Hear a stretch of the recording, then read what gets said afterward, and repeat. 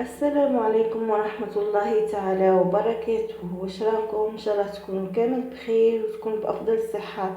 مرحبا بكم بالفيديو تاع اليوم اللي راح يكون موديلات ولا اروع، تشكيلة من بناطر صيفية، موديلات انيقة. نخليكم مع الفيديو، فرجة ممتعة والى اللقاء.